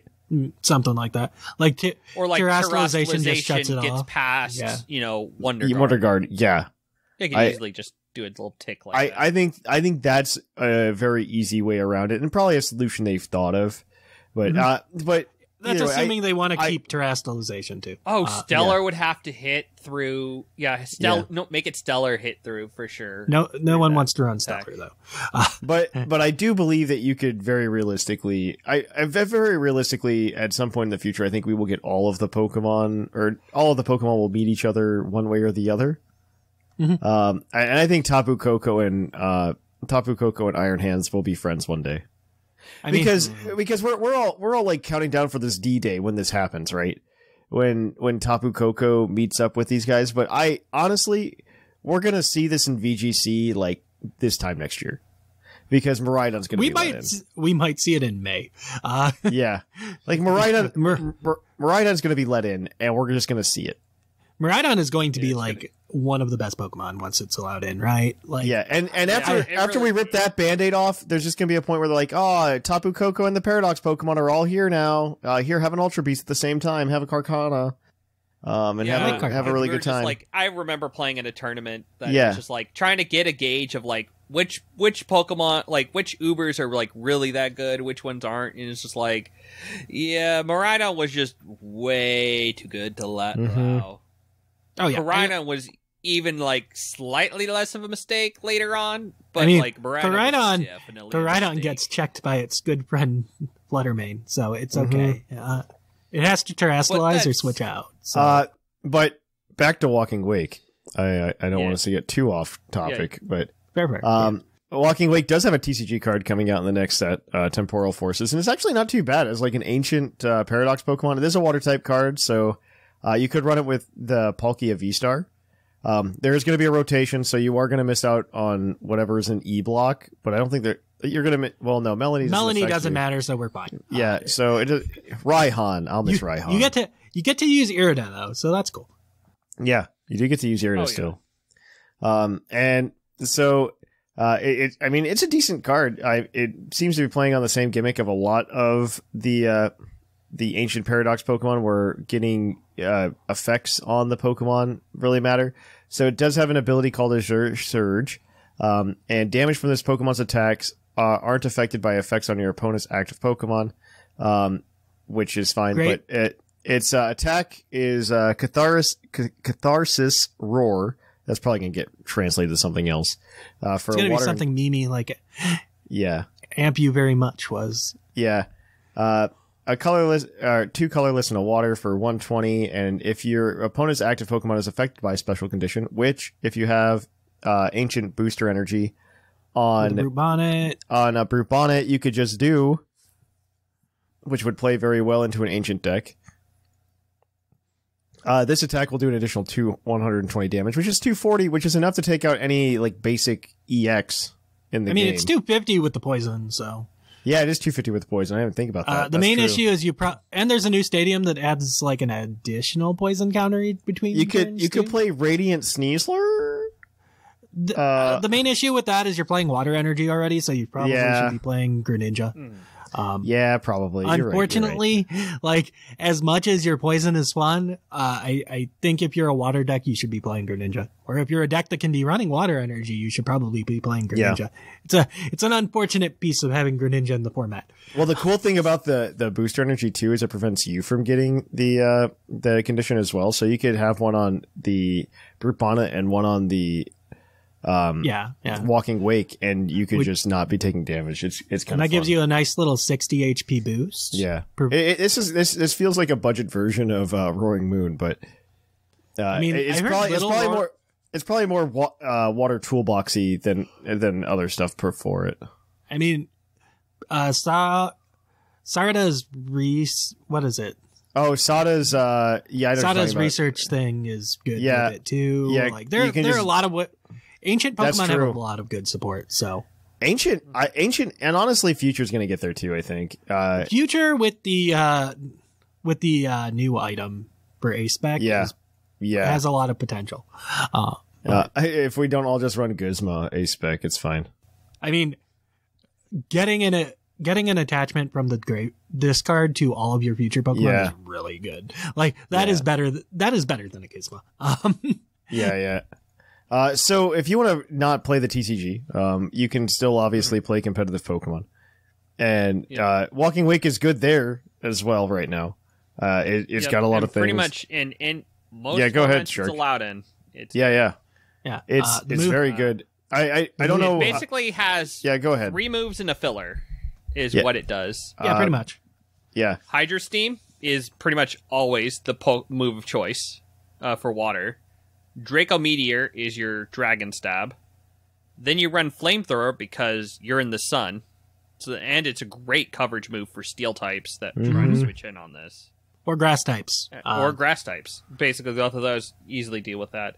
And then your last move, depending on your format, is just kind of your filler-ish move. You can run Dragon Pulse, Scald, Flip Turn, Protect more so in doubles.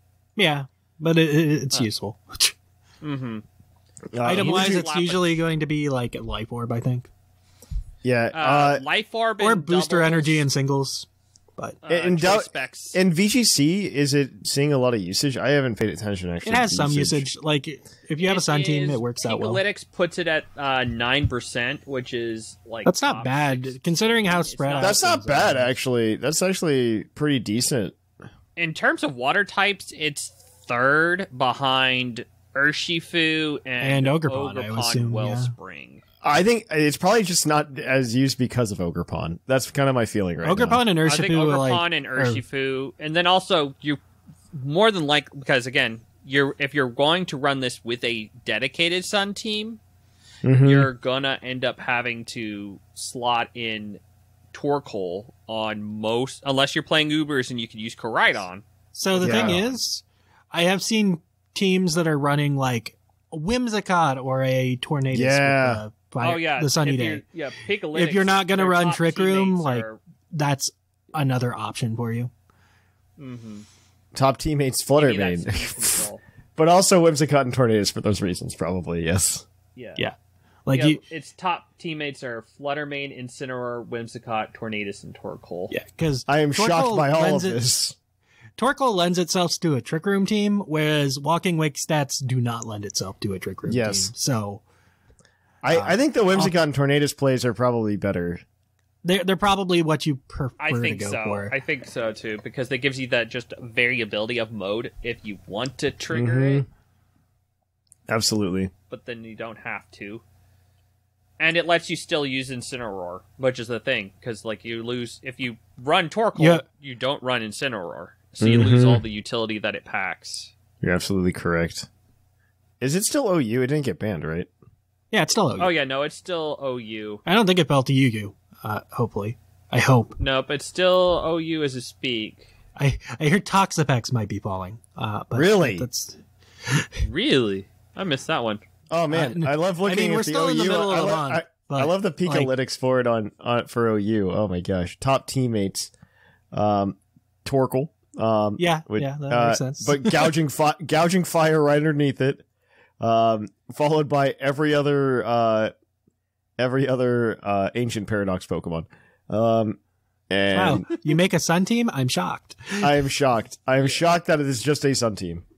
Oh, and there's King Gambit. Yeah, and King Gambit. And King Gambit. Like that's like, wow, it's run on a Sun team. I am shocked. And Venusaur. Yeah. Venusaur makes it. Venusaur that is a Sun team Pokemon, yeah. Yes, yep. Yeah. As well as Lilligant, but the Hisuian form, Hisuian Lilligant. I mean, that is also a Sun Pokemon. It does the same thing as Lilligant, but it also gets close combat. In singles, it typically just runs choice specs though. And goes. That's fair. But yes, that's Walking Wake. Sun boosting its speed. That's Walking Wake. I don't know if I have anything else to talk about. I think it's just a cool Pokemon, but it is. All right. Well, that's it for our Pokemon of the episode. We are going to go ahead and kick it on over then to our mailbag. It's mail time. Send in your emails. Mail. Welcome to the mailbag. The mailbag is the part of the show where you can email us at puclpodcast@gmail.com, and we will typically read it on the show. All you have to do is answer anything about our mailbag or anything like that. We typically have a question. Our question last week is, what did you think about the epilogue last week? And we're excited to get into these here in a moment. But of course, this segment is brought to you by the fictional energy drink Green Tauros, the energy drink that gives you hooves. Hooves!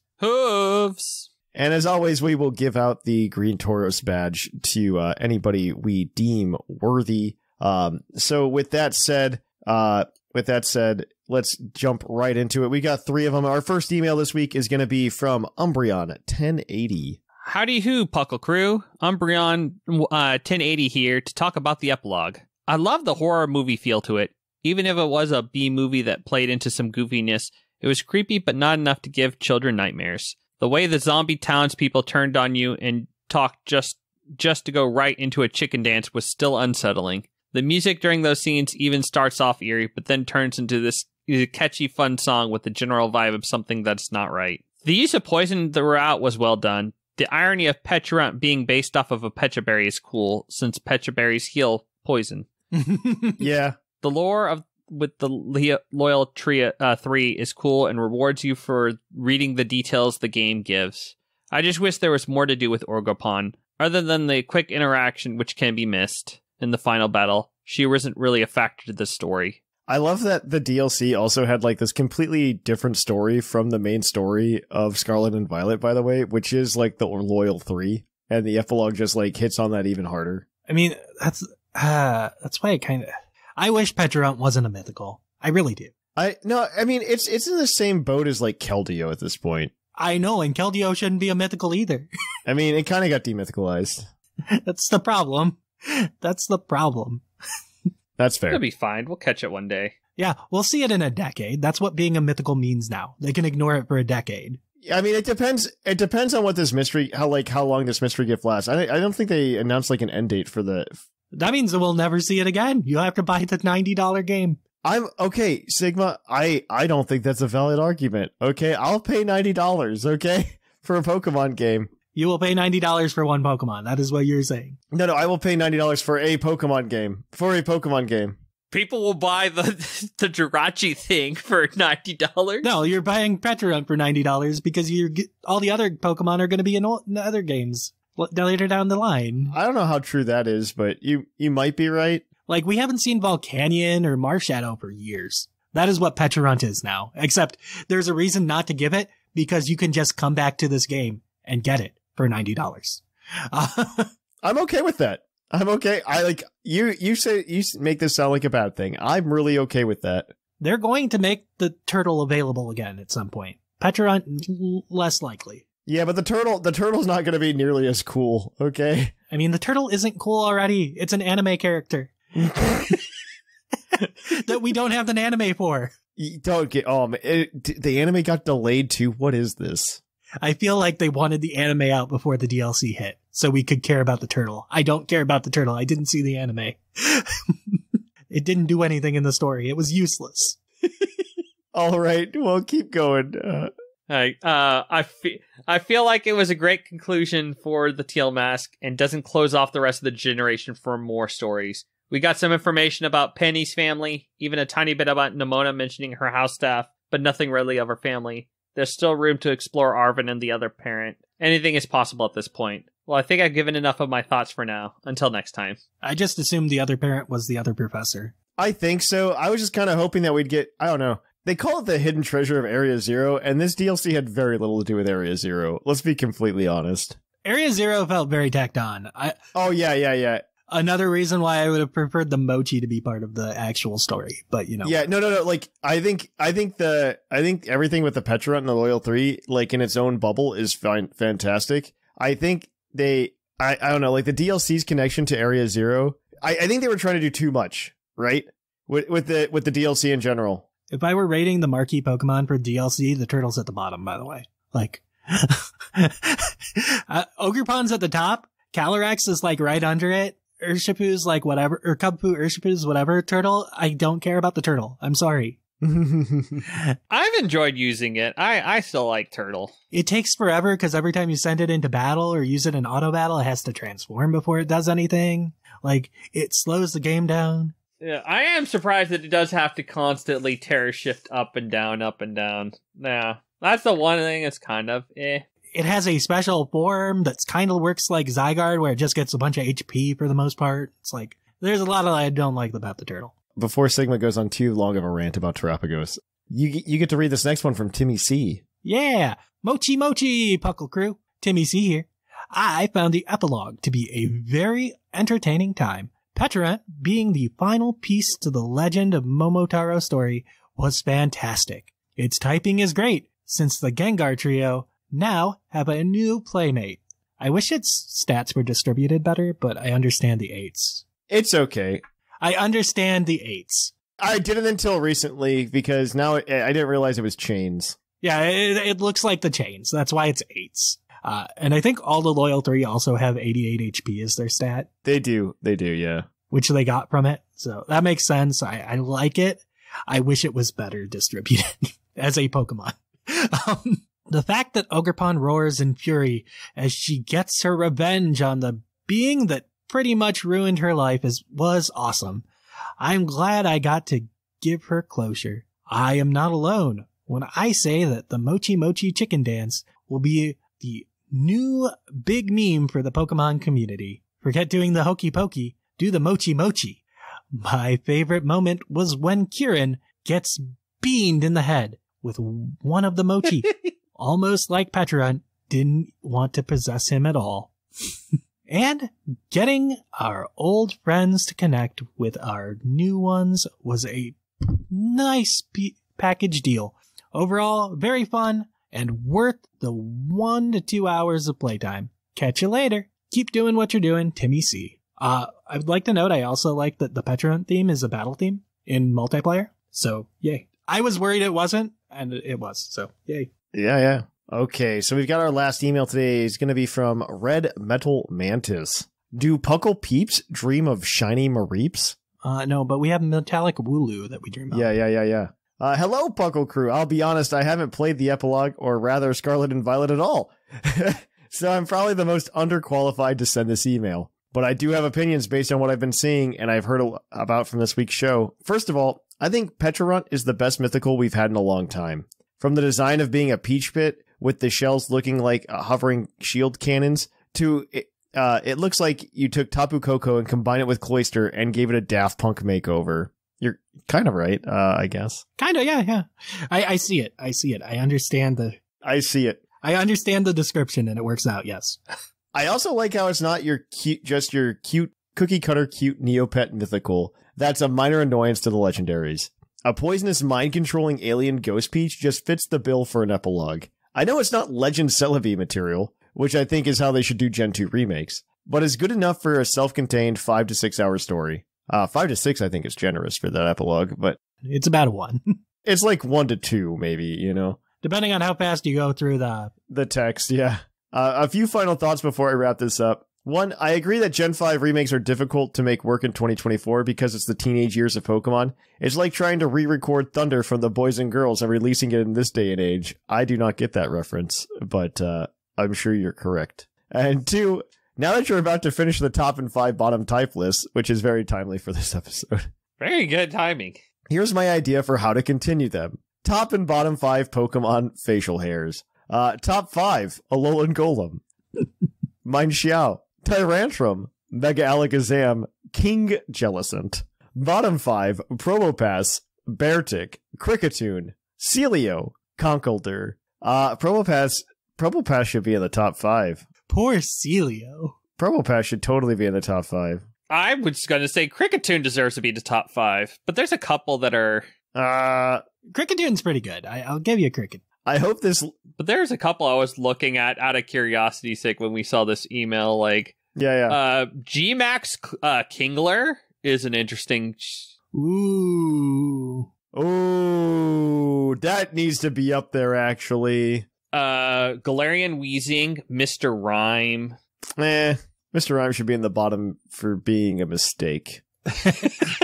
We need to evolve regular Mr. Mime now. But it actually has like a nice, like perfect, there's the perfect little state. Like when you think of a mustache, like it literally has it there. Samurott has some. Chestnut kind of has more of the beard type thing going on. Swalot's got these little things coming off the side. I don't know if that's top or bottom, but those little whiskers. Yeah. Mm-hmm. So there's a couple of interesting ones there. Herdier, actually. Herdier and Stoutland. Maybe. Those are some mustaches there, yeah. Yeah, they've got a nice little mustache. I mean, they're in contention here. There's some contentions there. I'm like, this could be interesting, actually. Okay. I'm like looking like, okay. I'm starting to build a list here. Maybe this is happening. Maybe we got it. Maybe this is something we could do. Okay, I hope this last thing leaves you deep in thought. Congratulations, you did. Congrats. Red Metal Mantis. Well, thank you. I think Red Metal Mantis gets the Green Taurus badge. Yeah, it's yours. Just get it. It's fine. All right. But if you want to email us next week, you can email us next week at puclpodcast@gmail.com. Letting us know your top and bottom 5 dragon types. We'd love to hear from you. Additionally, you can check us out on social media over at Puckle Podcast, at Twitter, Facebook, Instagram, wherever. Of course, you can come to pucklediscord.com and hang out with us on the Discord.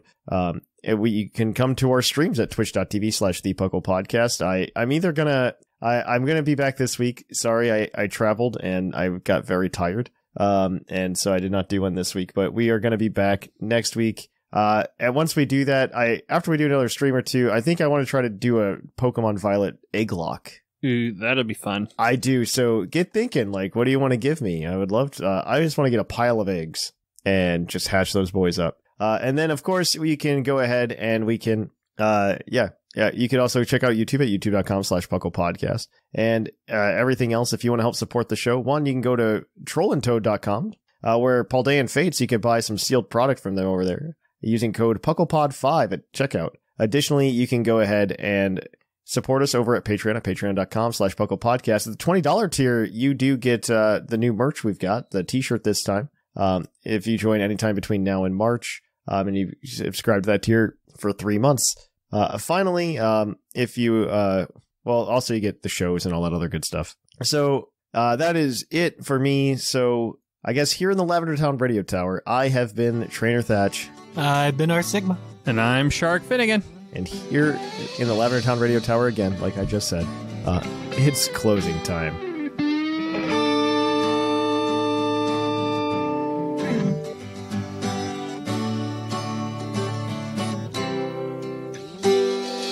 It's closing time in Lavender Town. Time to say our goodbyes. It's closing time. Farewell, my friends.